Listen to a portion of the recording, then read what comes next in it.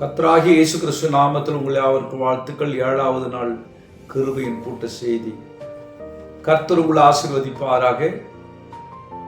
இதுல ஒரு அருமையான செய்தி வருகிறது. பார்வோன், ஆதியாகமம் 41ஆம் அதிகாரத்தில் பார்வோன் ஒரு சொப்பனத்தை காண்கிறார்.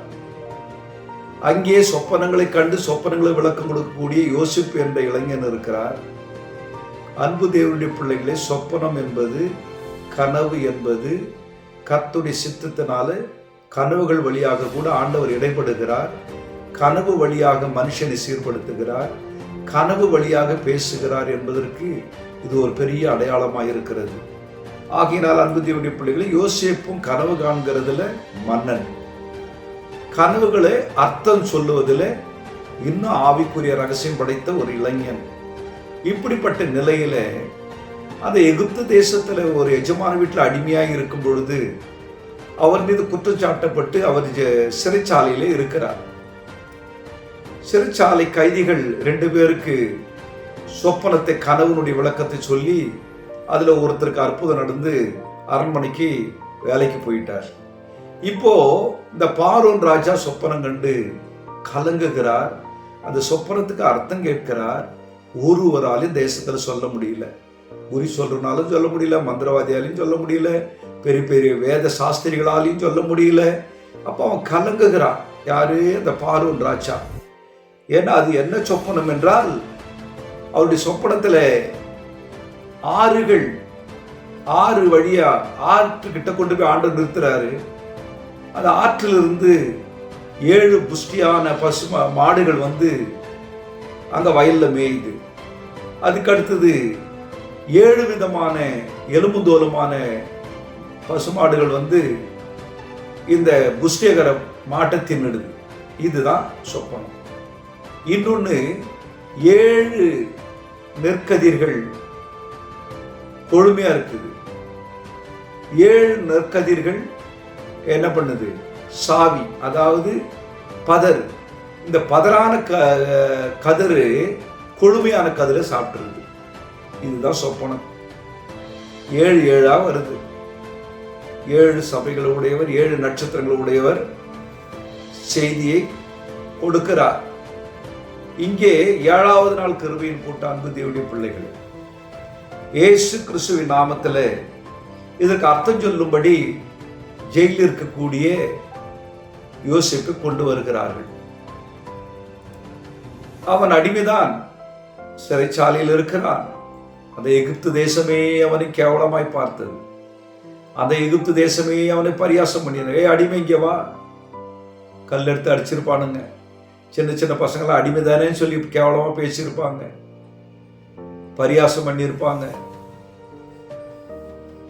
இப்படியெல்லாம் பாடுகளை அனுபவித்த இந்த இளைஞன் தன்னுடைய வாலிப பிரயாயத்துல கர்த்தருடைய அபிஷேகம் கூட இருந்து, கர்த்தருடைய கிருபை கூட இருந்து சொப்பனங்களை விளக்கக்கூடிய அந்த ஆசீர்வாதமான வரம் அவருக்குள்ள இருந்தது. இப்போ அரண்மனையில கொண்டு வந்து நிறுத்துகிறார்கள். ராஜா தன்னுடைய சொப்பனத்தை சொல்லுகிறார். 7 கொழுமையான நெற்கதிர்கள், அந்த 7 கொழுமையான நெற்கதிர்களை பதரான சாவியான நெற்கதிர்கள் அதை சாப்பிட்டு முடிச்சிருது. கொழுமையான மாடுகள், பசு மாடுகளை, எலும்புந்தோலுமான மாடுகள் அதை சாப்பிட்டு தின்னுடுது. இது எனக்கு ஒரு பெரிய கலக்கமா இருக்குது என்று சொல்லும்போது, அப்ப யோசேப்பு கர்த்தருடைய கிருபையை கொண்டு, கர்த்தருடைய ஞானத்தை கொண்டு, கர்த்தருடைய ஆவியானுடைய உதவியை கொண்டு அந்த சொப்பனத்துக்கு விளக்கம் கொடுக்கும்போது தெளிவான ஒரு விளக்கம். ராஜா, கர்த்தர் உங்களை ஆசீர்வதிப்பாராக. நீங்க கண்ட கனவு, நீங்க கண்ட சொப்பனம்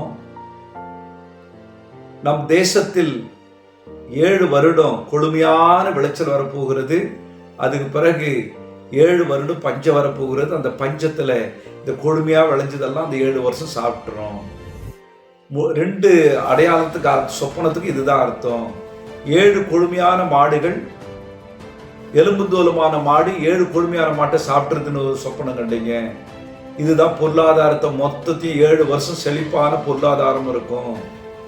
7 வருஷம் வறுமை வந்துடும், தேசத்துக்கு மழை இல்லாமல் பஞ்சங்கள் வந்துடும் அப்படின்னு நம்ம விளக்கம் கொடுத்த உடனே யோசேப்பை கர்த்தர் அந்த இடத்துல பாருங்க இன்னும் அருமையான ஞானத்தோடு விளக்கம் கொடுத்த உடனே அந்த பார்வோன் ராஜா பயங்கரமா ஆவியில மகிழ்ச்சி அடைந்து மனதில் ஒரு சந்தோஷம் வந்து, ஓ இவ்வளவு பெரிய ரகசியத்தை நீ வெளிப்படுத்தினாயே, தேசத்தோட எதிர்காலத்தை வெளிப்படுத்தினாயே, தேச மக்களை குறித்த காரியங்களை நீ வெளிப்படுத்தி சொன்னாயே, ஓ ஆண்டவனும் நீ எவ்வளவு மேன்மையானவர் என்பதை நான் அறிந்து கொண்டேன் என்று சொல்லி யோசேப்பை அன்றைய தினம் அவனுடைய ராஜ்யத்தில் 2வது அதிகாரியாக வைத்தார். அன்பு தேவனுடைய பிள்ளைகள், இந்த செய்தி கேட்கிற நீங்கள், இன்றைக்கு உலகம் என்ன சொப்பனம் கண்டு கொண்டிருக்கிறது? இன்றைக்கு இளைஞர்கள் வாலிபர்கள் வெறும் பாவத்தினுடைய சொப்பனங்களை கண்டு கொண்டு அந்த பாவ சொப்பனங்களில பாவ கனவுகளில மடிந்து கொண்டிருக்கிறார்கள். உயிரோடவே கனவு காண்றான், ஏகப்பட்ட பாவத்தின் கனவுகளை. ஆனால் அன்பு தேவனுடைய பிள்ளைகளே, இந்த தேசம் அழிவதற்கு முன்னதாக யோசிப்பை கொண்டு அந்த தேசத்தை மீட்டெடுத்தார். விவசாயத்தை மேம்படுத்தினார்கள். 7 வருஷம் விவசாயத்தை மேம்படுத்தி அந்த செழிப்பான விளைச்சலை கொண்டு வந்து சேமித்து வைத்தார்கள். அந்த பஞ்ச காலத்தில் ஜனங்களை போஷித்து காப்பாற்றினார்கள். இதுக்கு பேர் தான் அரசாங்கம். ஜனங்களை கொன்று குவித்து சுயநலத்தினாலே ஆளுகிறார்களே, அதெல்லாம் அரசாங்கம். அன்பு தேவனுடைய பிள்ளைகளே, தேசம் என்றால் ராஜா முதற்கொண்டு ஆண்டி முதற்கொண்டு அரசாளுகிறவன் முதற்கொண்டு கர்த்தருக்கு பயந்து தேசத்தின் மீதும் மக்கள் மீதும் கவனமாயிருந்து கர்த்தருக்கு பயந்து தேசத்தை நடத்தணும். அதுக்காக தான் ஆட்சியை ஆண்டவர் கையில் கொடுக்கிறது. ஒருவேளை அன்பு தேவனுடைய பிள்ளைகள் உங்களுடைய குடும்ப ஆட்சியை கர்த்தர் உங்களுக்கு கொடுத்திருந்தால், சபை ஆட்சி உங்களுக்கு கொடுத்திருந்தால், மாவட்ட ஆட்சி உங்களுக்கு கொடுத்திருந்தால், மாநில ஆட்சி உங்களுக்கு கர்த்தர் கொடுத்திருந்தால், தேசத்தையே ஆளுகிற ஆட்சி உங்களுடைய கருத்தில் கொடுத்திருந்தால், தேவனாகிய கர்த்தர் கிறிஸ்து இயேசுவை நம்புங்கள்.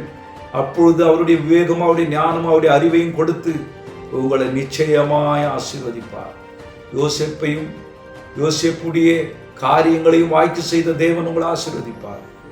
ஒரு சிறிய ஜெபம். மகா பரிசுத்தமுள்ள நல்ல ஆண்டவரே, உம்முடைய நாமம் மகிமைப்படட்டும் ஆண்டவரே. யோசேப்புக்கு சொப்பன வரங்களை கொடுத்தது போல இந்த செய்தியை கேட்கிறவர்கள் சொப்பனங்கள் மூலமாய் வழி நடத்தப்படட்டும் ஆண்டவரே. இனி வரும் காலங்களிலே ஜபத்தோடு பயபக்தியோடு சொப்பனங்களை கண்டு யோசிப்பு போல ஒரு கனவு இவ்வளவு பெரிய காரியத்தை கொண்டு வந்து இப்படிப்பட்ட ஒரு உயர்வை கொடுத்திருக்குமானால் எங்களுடைய பின் சந்ததி மக்களும் எங்க தேச மக்களும் நல்ல கனவுகளை கண்டு தேவ சித்தத்தை அறிந்து உணர்ந்து வாழ்க்கையில் ஒரு விடுதலை பெற்று ஆசீர்வாதமாய் இருக்கட்டும் ஆண்டவரே.